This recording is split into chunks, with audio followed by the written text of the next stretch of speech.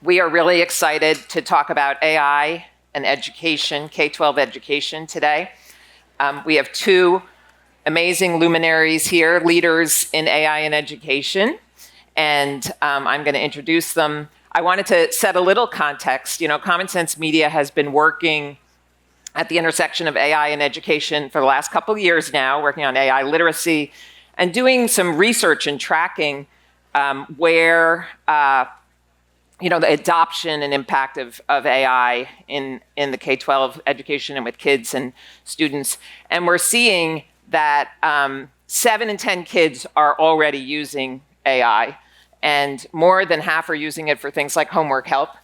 And but we're also seeing that their parents and that educators are far behind and need to catch up to what's going on. So it's in that context of what is happening. We're so lucky to have these two. We have Sal Khan here, CEO and founder of Khan Academy, which needs no introduction, has had an incredible impact on K-12 education. And Rob Reich, who's a professor at Stanford in ethics. And give me so we have the ethics of science and technology, as well as a senior fellow at the Stanford Institute for Human-Centered AI, which is just a great and a former 6th grade teacher. I was going to mention that because I love that you got your start as a 6th grade teacher, and that's so relevant to this conversation. Indeed. So I thought we would kick off. Sal is also the author of a great new book called Brave New Words. And I would love to start, you started that book, Sal, with the story of how the leaders at OpenAI came to you before they even released ChatGPT, and that you began to play with it and could immediately see what the impacts could be on K-12 education, and that you then organized your team at Khan Academy and built Khanmigo, the first kind of AI-powered tutoring platform, and did it with all the appropriate guardrails and thoughtfulness that we would love, to see in a platform for K-12 education. I think you launched it 2 years ago, and I would love to hear what can you say now about AI-powered education and tutoring in the classroom. What are you seeing? What do you see as the opportunities and maybe some of the challenges too? First of all, thanks for having me. So I always like to back up of what are the problems we're even trying to solve? Because a lot of time, with AI, and I get enamored with the technology too, you're like, oh, it's cool, what can we solve with it? But I always remind folks, a lot of folks know, I started Khan Academy, in some way, shape, or form 20 years ago, tutoring family members. Right. And everything we've done since then has been trying to approximate the type of personalization that you could get with a tutor. People know us for our videos or for our software, or for the teacher tools. The teachers in a class of 30, these kids are all different levels. How can they support that type of thing? So that's where we immediately started when we saw the technology almost 3 years ago now. We said, hey, this could get us that much closer to approximating what a great tutor could do, and even maybe in certain cases go beyond a great tutor, can simulate historical figures, et cetera, et cetera. It didn't take long either, and this is, a lot of folks are now doing this. Also, teachers have a lot of needs here where they're doing lesson plans, progress reports, IEPs, eventually grading, et cetera, et cetera. So those are the use cases that we focused on initially. A couple of big things, we launched it as a pilot in March of 2023, and that was just with a few thousand students and teachers. If you'd asked me then where would we be now, I'd say, we'll go maybe 100,000. There's probably not a lot of desire or need. And at the time, folks know the cost of generative AI were pretty significant. We were thinking it would probably be about $50 or $60 per active user per year. Those costs have come down. Frankly, the appetite, to your point, from school districts, they feel that they need to do something there, and oftentimes we're the people, they're like, we need to do something with AI, and we're like, okay, well, what are the problems you're trying to solve? And we're like, okay, math outcomes, reading outcomes, saving teachers time. All right, we think we can help you. Or cheating, we could talk more about that. But what we're seeing is the adoption's been higher than expected. We're now pushing, and these are like formal partnerships, about 1.2 million students and teachers in, I think it's 600 districts now, mostly in the US, although we have some that are launching in Brazil and India, other places. And I think the big thing we've learned is out the box, there is a certain, I would say about 15-20% of students immediately figure out how to use it and seem to use it to great effect. In fact, we're spending a lot of time labeling the types of interactions that students are having with it. But a much larger chunk of students either don't know how to interact, but we're realizing we're hearing from educators that it's not unique to the AI. To some degree, these same students are also having trouble interacting with the system. How do they pull what they need? So a lot of what we're doing is how do you make the AI more proactive? On the teacher side, a lot of teachers are using our tools to make lesson plans, et cetera. A lot of them are using just the general tools like ChatGPT, Gemini, et cetera. But I think people are seeing that there's all these islands of tools right now. And we too see like the general models already pretty good if you give it a decent prompt saying, hey, be a Socratic tutor, et cetera. It'll be okay.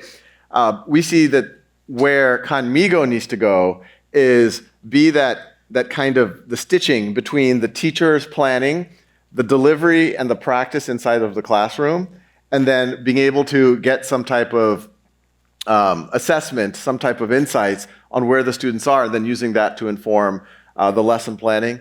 Another thing we're thinking about, and this is a sensitive topic, especially at Khan Academy, where we've invested so much in creating content. We have been saying, well, is there going to be a world where AI can create content on the fly that's of the same caliber, or maybe even one day better? And it's not there yet. We're in this weird transition state where it can generate some interesting content, but it also generates a lot of errors, a lot of hallucinations, a lot of low quality things.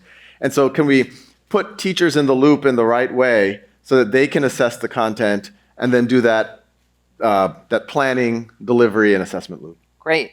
And Rob, I'd love to hear from you, like, how do we put this AI in the historical context? We talk about maybe the introduction of calculators and computers, and then there was video, and then there was ed tech. Is AI, is it going to be the thing to transform? AI is different. And I come to you on this panel as a philosopher, and I'm going to just broadcast and advertise that insofar as philosophers have any social value, it's to be a hopefully productive irritant. And I'm going to bring that mindset to my comments. I get really annoyed, even as I see the extraordinary upside potential of AI within education, at the kind of utopian aspirations that are so often floated about. Mark Andreessen's Techno-Optimist Manifesto, which if you read it is sort of unbelievable for its romanticism, that AI is going to unleash a personalized tutor in everyone's pocket. The tutor will be capable of infinite empathy and things like this. So let's just take the calculator. The usual thing an AI advocate says at this point is, in education, when the calculator was introduced, we had a big moral panic. Oh no, what are we going to do? People won't learn how to do math anymore. And now it seems just ordinary and ubiquitous. AI is not like a calculator. Don't buy that analogy. And I'll give you 4 ways, at least, that there's a disanalogy between AI tools, AI platforms, and calculators. Number 1, AI in its newest kind of generation is agentic. It has its own ideas about how to interact with you. Calculators do not have agency. Number 2, as you develop AIs with personalities in the form of tutors, the tendency is for humans to anthropomorphize the AI that's helping you, and even in reciprocally, then help to form your own identity as a learner. Now that may be good, but calculators, no one anthropomorphizes them. Number 3, AI tools are far more general than just doing math problems. So writing essays, doing coding, finding proofs in math, all kinds of things. It's a generic capability or intelligence, not just a particular one. And 4th, and maybe most importantly for the kind of folks who are in the room here, there aren't a lot of really kind of difficult questions about the ethics of calculators. They don't introduce bias. They don't violate privacy. They don't potentially discriminate in the classroom in various ways. But as you know, if you pay attention to these AI tools, they're the kind of amplification of human bias, human discrimination, and various privacy abuses are all a part of the discussion of AI. So don't buy the analogy that it's just like a calculator. Put your thinking cap on and notice the ways it's different and choose to design with those differences in mind so we don't get something that's destructive rather than constructive. That's great. Thank you. I'd love to talk about the role of teachers because I know we have a lot of educators in the audience here today, and they're thinking, just like all of us are thinking, is how is this going to affect how I teach? How does this affect my profession? What are your thoughts? But I'd love to hear from both of you on that. Yeah, we've gotten some form of this question well before generative AI became a thing. 15 years ago, it's like, oh, well, if you have these on-demand videos, well, what's going to happen to the lecturer? What's going to happen to the teacher? And what we've always said is there's such a broad spectrum of things that you can do in the classroom, and the best practice, in my mind, and I think there's some good research to back, has never been to just go into a classroom and deliver a lecture. It's been to make it interactive, to have the kids work together, to do a Socratic Those still seminar. exist at campuses, I'll let you know. Oh, I know, Yeah. I know. Every university president I talk to, I say, like, why do you still have these 300-person lecture halls? And they're like, well, yeah, I can't, I don't control things, and they start. But it's absolutely true. I mean, I don't know if y'all know, in med school now they record the lectures, and almost no one does go to the lectures. The flipped classroom. Yes, it's not. It's like half flipped because people don't go to they didn't figure out, hey, why don't we replace the lecture with having the students come and have to diagnose something or do a project or go visit the hospital, whatever. So we've been answering this question forever, but our view, and I think it's borne out even pre-generative AI, is that there's so much more higher value add things that teachers could do that teachers, frankly, enjoy more. Every teacher goes into the profession. Some might have said, I'm going to give the best lectures ever, but most of them, I think, get into the profession and say, you know what, I'm going to be that teacher that changes that kid's life. We all have them in our own lives, that teacher that talked to us in 5th grade and believed in us and figured out there was some problems going on at home and got us on the right track, et cetera, et cetera. I want to do that for as many kids as possible. And this technology, in theory, liberates. Now you bring AI into the picture, and look, at some point, and I don't know when it's going to be, an AI that's embodied in a robot body, and who knows? I mean, I don't know when that is. I don't know if that's in 10 years or 100 years or 1,000 years. Shorter. Shorter, okay. How much shorter? I'd say. Embodied in a body? Like in not a human body? Maybe not like a human body, but a body? humanoid robot? Yeah. You think sub 5 years? Prototypes, yep. All right. Well, that's an interesting conversation then. But I think that what we go when we talk to teachers is, imagine your school district just discovered like $1 billion and said, we're going to hire tireless teaching assistants for you that can help you with lesson planning, grading papers, writing progress reports, and then walk around the room, answer students' questions, and even when they're at home, they can support them. And then they're going to report back to you during lesson planning time, hey, I noticed a lot of kids have trouble forming thesis statements. Why don't we put a little bit more? Why don't we reteach that for tomorrow, et cetera? And every teacher would say, yeah, that's awesome. And I think many of us have that type of support in our lives. Professors at universities have that type of support. I have that type of support. I run a nonprofit, and when I go into a room of funders, there's someone whispering right before. I was like, oh, make sure you talk to that person. They're really interested in assessment. Make sure you talk to that person. They're really interested in what we're doing in early childhood. It'd be amazing if teachers had that same thing, saying, hey, make sure you talk to Mikey. He's really struggling with this. Hey, Pat, Mary on the back. She really did amazing things, and she helped her friend. So I think that there's a lot of work. I think in general, any human-centric work, especially if you lean into the human connection side of it, it's going to do very well. I recently saw a report, I'm forgetting who, of like the jobs that are most in threat and least in threat from AI. The most in threat, I mean, there is going to be dislocation. We were just talking about, you're driving some type of a vehicle, retail workers, if you're just basic copyright editors. But that same report agrees with us that teaching is one of the safest things that are very human, if they stay human oriented. That's great. Yeah, I mean, the human orientation is one important way to put it. The way I want to put it is that, and this is why this room is so important, because if the teachers and students are not a part of the design and deployment process and are just the clients of what the venture capitalists and the general AI companies sell to you, then we're going to have AI that is more displacement than augmentation. Because, I mean, if you think about it this way, since I know you've all played with these tools, when you get some output from ChatGPT or Claude, and it's in an area where you know something, you've spent many years gaining the skills and the judgment to be able to evaluate the quality of the output. But if you just dump the same tool into a 3rd, an 8th, or 11th grade classroom, where the person doesn't yet have the judgment or the skill to make a full evaluation, it tends to just be a replacement then for the process of learning how to think for yourself. I mean, I like to say, especially since the kind of assignments I give in classrooms are essays, I've been telling my students for 25 years, if you think you have some thoughts in your head that are clear, but then you write it down and they're not clear, it turns out your thoughts aren't clear. Writing is a way of generating clarity. And if now we outsource that to a machine, where we do a few edits, we lose the capability to generate and cultivate those critical thinking skills. Let me give you one last analogy if I can. A friend of mine, Roy Bahat's a venture capitalist, and he has this really lovely metaphor to illustrate a version of this point.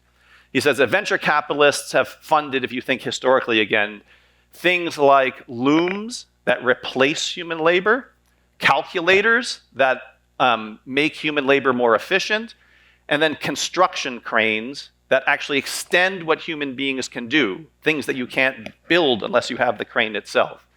And in the venture capital world today, in the tech world that I perceive, we have too many people building the AI equivalent of looms and not enough people building the AI equivalent of a construction crane. We have displacement and substitution for thinking and labor rather than augmentation in a human-centered way that Carl described. Interesting. Sal Khan described, sorry. That's really... Oh, I'll take the applause if you want. I blew it at the end. We have seen waves of technology create equity issues, create haves and have-nots before. I know you have a chapter about this in your book, Sal. How do you think about the impact of AI on equity issues? Is this going to be a great equalizer? I think it will help equalizing. I'll say so. I think if you go hang out in Palo Alto now and see the students there or the kids in my school, they're already on this journey. And to Rob's point, it'll amplify intent. It can amplify lazy intent. Check out, let it do the work. But I think there's ways to do the tools so that it forces you to think. You can make the process transparent to the professor that you never saw before. There's websites that before generative AI will write your papers for you. The lived problem of the teacher and the student has to be present at the design stage. Exactly, 100%. And look, I don't want to get preachy, but we think as a nonprofit, that's one of our values, is that we can take a slightly different lens on it as opposed to just running to the next funding round type of thing. But in terms of equity, I think what you're going to see, and this was a question from early Khan Academy too, is are you getting disproportionately used by the people who already have internet connection, already know about it, et cetera? And that's what we were seeing initially, and then over time, other people started to catch up even globally.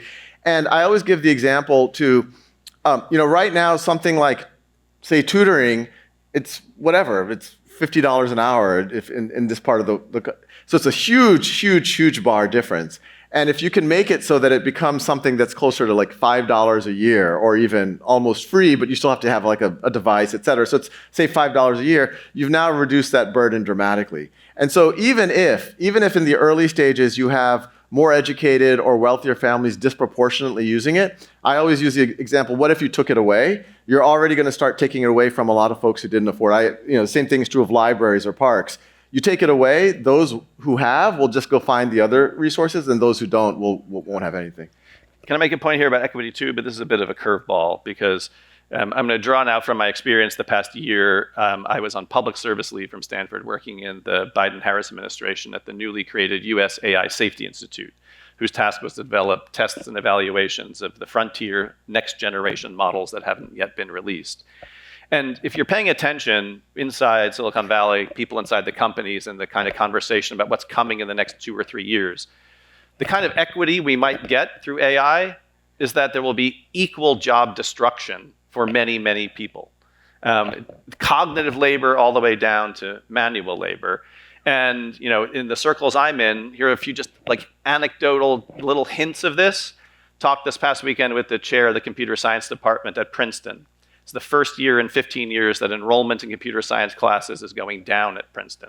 People are expecting that jobs as developers are going to go away. Number 2, I talked with a venture capitalist this past week at some fancy pants AI conference. He said that he has stopped putting money in his 401k. He's withdrawing it and investing in his own hobbies because there will be so little paid work in the next 5 to 10 years.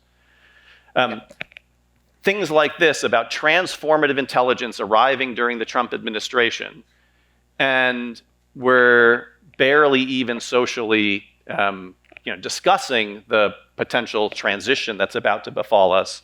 And the education in this sense is just such an important thing. Yeah. So the technology is telling us we're out of time, but I would love for each of you to leave us with one thing that we have to get right to support kids in this AI-powered future. What is something we can do to get this right? Yeah, I mean, Rob's kind of inspired me to, and this is something I've always thought about. I mean, we always say, we always measure things with GDP and how much material productivity we're creating. But I think if some of what Rob's saying is going to happen, whether it's in 3 years or even if it's in 30 years, even 30 years would be awfully fast. It would be in our lifetimes. I hope that this is a moment where we all start to focus on the things that actually we do care about. We talk about this VC who's looking at their hobbies. Well, it's about human meaning, human purpose. How do we form communities? And I think the industrial age, and I don't want to get too preachy about it, but it was very much about how do you just productivity. And sometimes you're like, oh, I'm going to leave my family and go across the country to do this, that, but you broke your bonds, your community, some support networks, et cetera. I hope that we actually, even from a technology point of view, even from an AI point of view, think about how can we use some of these tools to empower people. Obviously, education is an area we focus on. We're going to have to reskill people. But I actually think, how do we start to connect people and rebuild some of those communities? We have a secular, multicultural society, which is great. But how can you even maybe some of these things that religion has traditionally provided us, I think is going to become more and more important when we face all of these philosophical dilemmas. I think we have to see AI as just a general purpose amplifier of things that are good and things that are bad. It's a general purpose technology in addition to being a GPT, a generative pre-trained transformer. It's like electricity, it's like the internet, it's like the steam engine. It amplifies things across the board in many different sectors. And unless we choose to design with our actually existing problems in mind, rather than just generically deploying this general intelligence, we will find ourselves with a bunch of solutions we didn't ask for, and that might actually be bad. So your voice in the design and deployment of AI companies is just of absolutely central importance. That's a great way to end. It's empowering everybody in this room. Thank you so much. Sure. Appreciate it.